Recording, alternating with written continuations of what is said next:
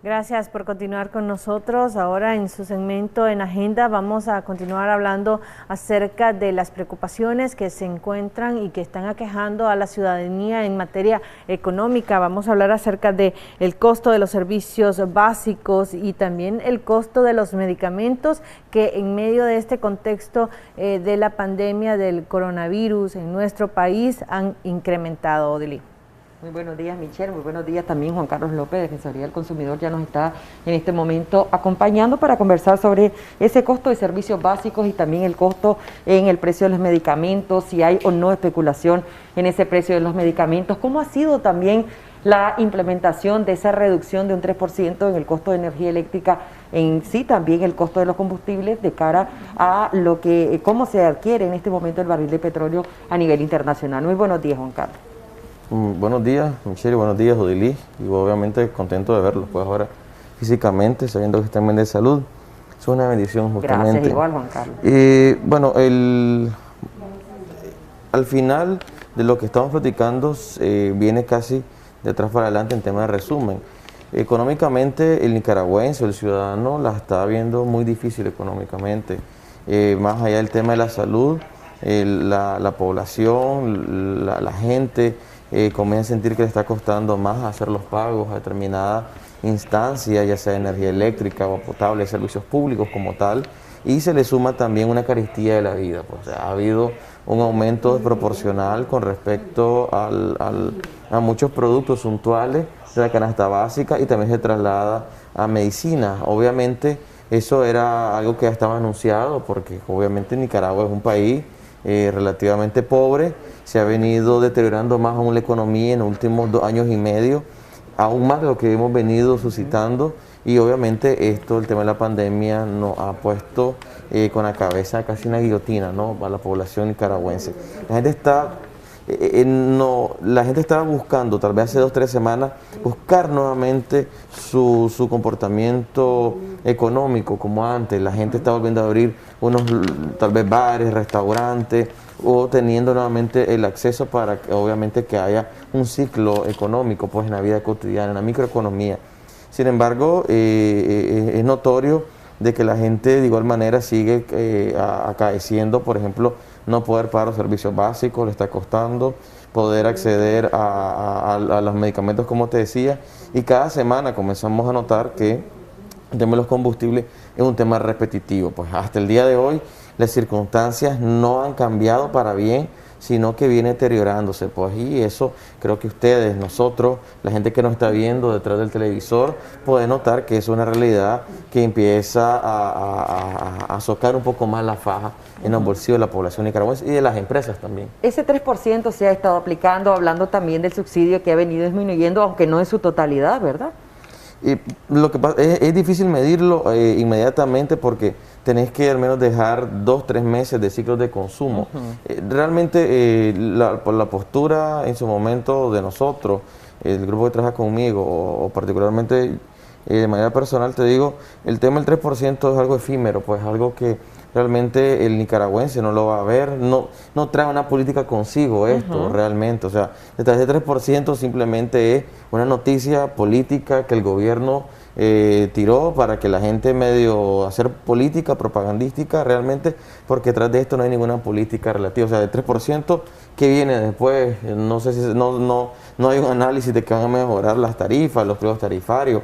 Inclusive algo que nosotros hemos estado esgrimiendo un poco, haciendo comparaciones en otras legislaciones, y es un tema que puede ser relevante, si bien es cierto, nos van a disminuir las tarifas por los precios, etcétera, es que aquí inclusive nos cobran un 15% de impuestos a los agregados para las personas que consumen energía eléctrica relativamente, o un 7, un 8% a aquellos que andan de 150 hasta 300 kilowatts. Realmente eso, o sea, le estamos poniendo energía cara. Sí. Yo ponía el ejemplo que a nivel centroamericano es una de las más caras. Es la segunda de las más caras, y en comparación al poder adquisitivo, o sea, Costa Rica la tiene alto, pero el poder adquisitivo es mejor que Nicaragua, entonces hay una disparidad. Entonces, solo un comentario antes de la llamada es que tenemos una energía cara, el costo que estamos pagando, pero aparte te cobran alumbrado público por aparte, te cobran comercialización por aparte y regulación INE por aparte todavía. Y aparte de eso, te cobran el 15% del impuesto al agregado o la parte alícuota, pues depende de tu rango de consumo. O sea, ese porcentaje de impuesto, pensaremos nosotros, o debería de eso cambiarse estructuralmente, porque eso está agobiando a la población nicaragüense aún más de lo que vive. Como no tenemos una llamada. Así es. Vamos a escucharlo. Le recordamos a la persona que nos está hablando por teléfono que le baje el volumen a su televisor. Muy buenos días. ¿Cuál es su consulta? Sí, buenos días. La consulta que hago yo es que a estos sinvergüenzas le están bajando el 3% a la energía, pero le están subiendo los kilovatios sin gastar, porque por lo menos a mí me salió el mes pasado 6.000, según en el estado que ellos tienen 6.303, pero ya en ese me sale 6.384, significa que son 81 kilovatios, son 3 kilovatios más, donde no tenemos gastos nosotros, solamente vivimos 2 de la tercera edad, que son jubilados, y todavía me están poniendo más alteración. Como le digo, no tenemos gastos, esta es una sinvergüenzada. Esto no tienen que ponerse una máscara para asaltar, sino está asaltando al pueblo. Muchas gracias por llamarnos. En el caso de los jubilados, Juan Carlos. Sí, bueno, los países no jubilados ha habido, sí, en general, reducción al subsidio que tenía porcentualmente. O sea, hablemos rápidamente. El subsidio antes teníamos el 52%, todavía en el año 2018.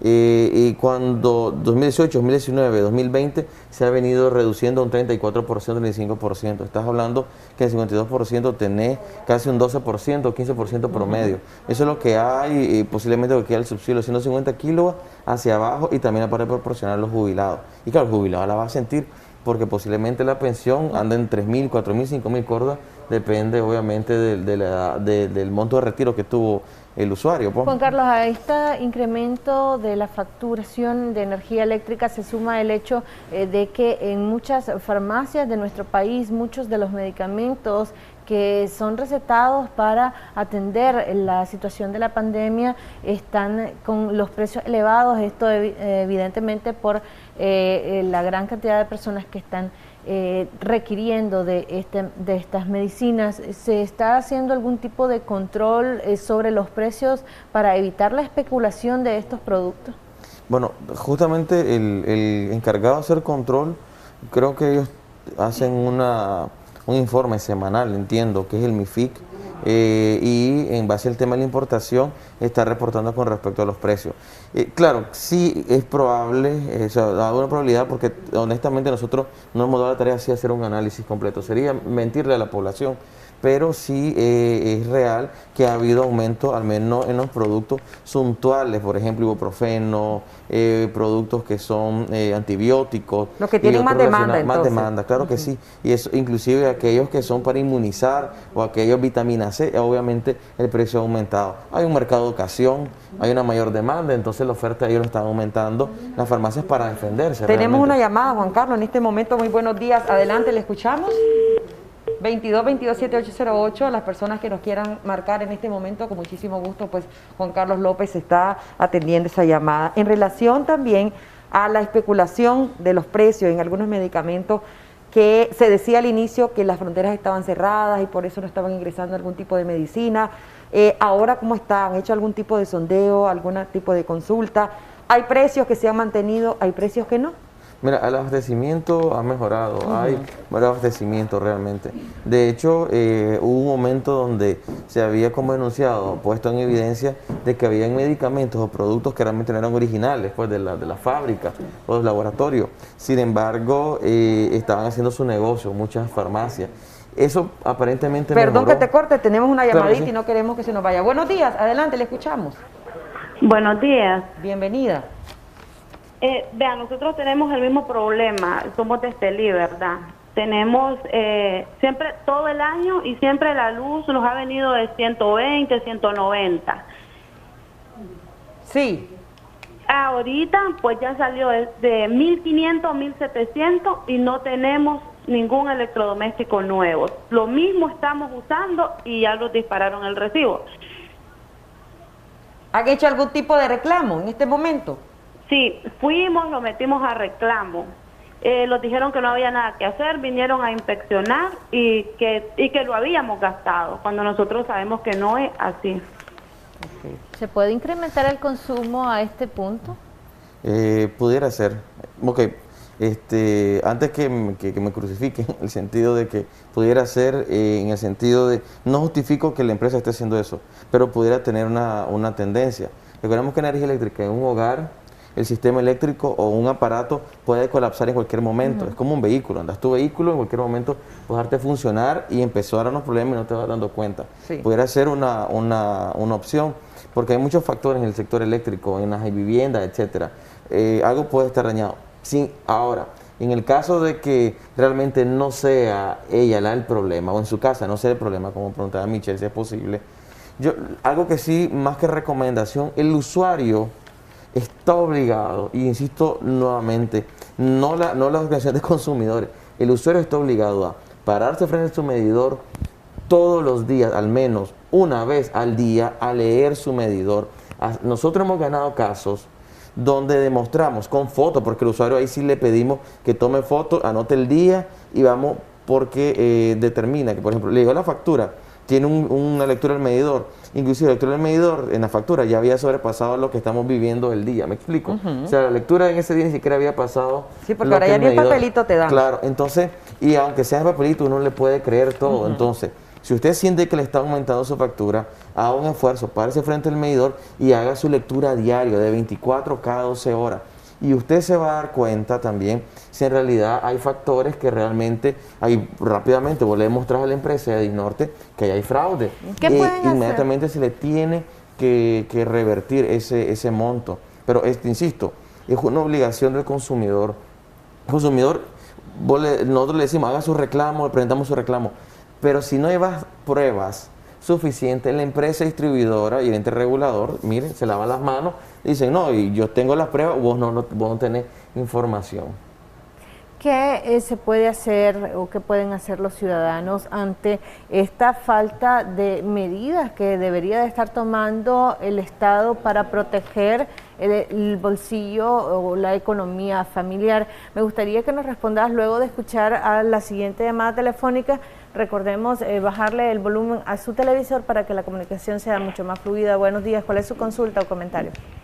Buenos días. Bueno, la consulta que tengo es la misma de la compañera anterior. Tenemos siempre el mismo problema del recibo de luz. Normalmente aquí vive una pareja, un matrimonio con 2 niños. Nada más, tenemos los mismos aparatos igual. El recibo normalmente nos viene de 700, 600, pero ahorita tenemos 2 meses anteriores de que no se nos baja de 1800. El mes anterior lo que bajaron solo fueron 100 cordos de 1700. Lo metió a reclamo mi esposo, pero de igual manera no le dieron ninguna solución. Cómo no, muchísimas gracias. Okay. Voy a contestar dos, la de la señora y la tuya, Michelle. Yo algo sí que le aconsejo igualmente al usuario, pareciera repetitivo, pareciera que esté mandando a los usuarios que hagan todo, pero tiene una responsabilidad del usuario. Lo que, al menos a nuestro lado, tratamos de ayudar a los usuarios es, nosotros mandamos a electricistas residenciales o ingenieros, le hacen una revisión, pero más que inspección, lo que hacemos es un plan de ahorro. Por ejemplo, vos estás consumiendo, hablando en Córdoba, pues, 5.000 córdobas, que equivale a 200 kilos al promedio. Sí. Y vos decís, Juan Carlos, yo no quiero seguir pagando 5.000 córdobas, ayúdame a reducir el consumo. Nuestro trabajo, aquí lo que hacemos es ver si el problema lo tiene la empresa, porque si demostramos que la empresa le está robando al cliente, hombre, nosotros le demostramos si a la empresa cómo le está haciendo, pero el cliente nos tiene que proporcionar pruebas fehacientes y tiene que hacer un esfuerzo el usuario.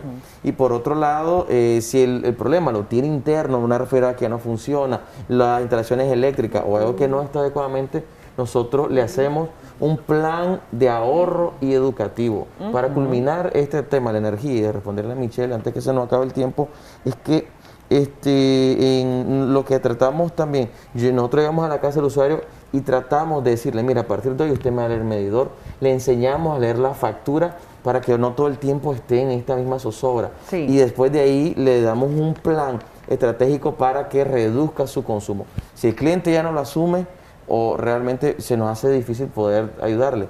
Y si el problema lo encontramos en Disnorte, nosotros le peleamos, tratamos de pelear obviamente ante Disnorte, ante el INE, para que el cliente quede protegido.